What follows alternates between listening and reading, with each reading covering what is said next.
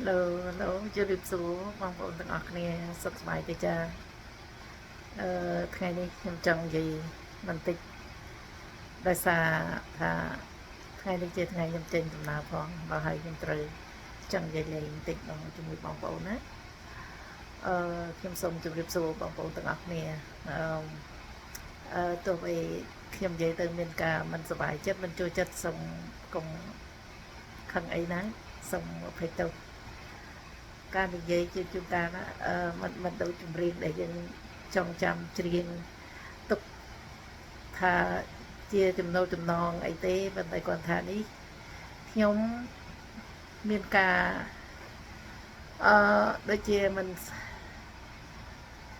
នល្អចំពោះបងប្អូនដែលខ្ញុំនិយាយលើកមុនម្ដងហើយពីរឿងឈ្មោះខ្ញុំមិនចង់និយាយតែគេដល់អ្នកដែលល្បីល្បាញណា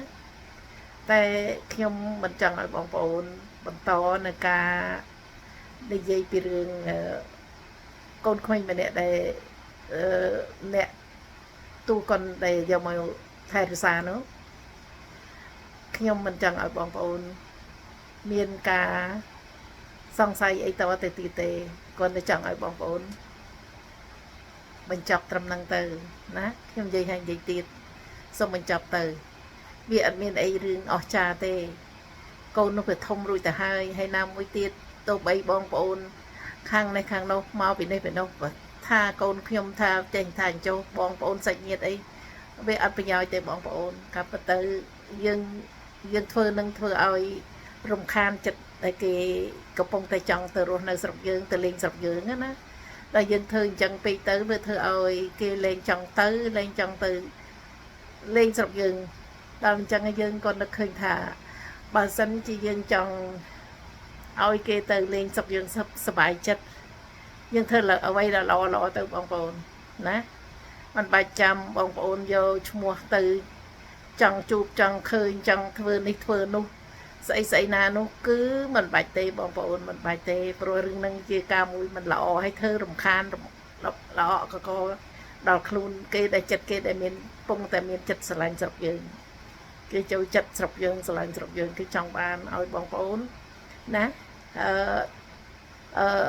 ធ្វើល្អទៅដើម្បីឲ្យគេមានចិត្តស្រឡាញ់ប្រទេសជាតិយើងហើយនឹងបងប្អូនទាំងអស់គ្នាទោះបីគេមិនបានជួយយើងក៏ដោយណាទោះបីគេមិនបានជួយយើងក៏ដោយក៏គេទៅជាការមួយដែលសប្បាយចិត្តដែលគេថាជាមនុស្សដែលសំខាន់នៅក្នុងកន្លែងដែលគេហៅថាគេទូកុនណាបងប្អូនទូកុនដ៏ល្បីបំផុតម្ល៉េះហើយយើងធ្វើម៉េចឲ្យតែគេបានទៅលេងស្រុកយើងក៏យើងសប្បាយចិត្តហើយមិនបាច់ចាំបងប្អូនមកធ្វើឲ្យរំខានចិត្តពួកគេដែលគេចង់ទៅលេងចង់ទៅសប្បាយទេខ្ញុំនិយាយហើយនិយាយទៀតឈប់ទៅបងប្អូនខ្ញុំសុំវល់ខ្ញុំនិយាយហើយនិយាយទៀតច្រើនដងហើយថាឈប់ទៅវាអត់មានប្រយោជន៍អីទេកូននោះធំហើយគេមានតម្រេះវិជាគេរៀនសូត្រតម្រេះវិជាគេពេញខ្លួនហើយបងប្អូនបាច់ព្រួយបារម្ភមួយគេទេហើយក៏បើសិនជាសាច់ញាតិក៏មិនអាចមកនិយាយពេលនេះដែរទេព្រោះកូននោះវាធំឡើយបើកូនទូចនៅថែរក្សាបងប្អូនទៅយកមកថែរក្សាខ្លួនឯងអានេះជារឿងមួយដែលយើងគេហៅថាជាម្ដាយដ៏ល្អតែពេលនេះធូរលេដែរបងប្អូនឈប់និយាយបានឈប់និយាយទៅសូមឲ្យគាត់ទៅលេងស្រុកយើងឲ្យសប្បាយចិត្តមានបងប្អូនស្រឡាញ់គ្រប់គាត់ណាហើយគាត់ក៏ជួយចិត្តស្រុកយើងដែរតែបងប្អូនចេះរំខានចិត្តគាត់អញ្ចឹងធ្វើឲ្យគាត់ទៅណាទៅមកណាក៏មិនសប្បាយដែរបងប្អូនណាព្រោះយើងរំខានគ្រប់ពេលវេលាទៅគេទៅលេងនៅតាណាជួបបងប្អូនធ្វើឲ្យរំខានចិត្តឡោះហើយធ្វើមិនឲ្យគេទៅលេងសប្បាយគេមិនសប្បាយទេនេះខ្ញុំមិននិយាយឲ្យវែងឆ្ងាយនេះគាត់នឹកថាជាការមួយដែលខ្ញុំរំលឹកបងប្អូនកុំឈប់រំលឹកទៀតទៅកិច្ចការអស់ហ្នឹងវាអត់ប្រយោជន៍ទេណាវាអត់បានការអីទេកុំនិយាយទុកឲ្យគេទៅលេងស្រុកយើងឡោបានសប្បាយចិត្តទៅណាវីដេអូខ្ញុំនិយាយវែងពេកអត់បានទេចឹងបានសិនណាខ្ញុំសូមជម្រាបលាបងប្អូនទាំងអស់គ្នា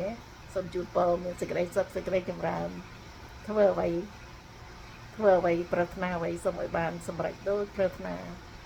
ណាបងប្អូនណាសុខសប្បាយទាំងអស់គ្នាជម្រាបលា I love you all bye bye love you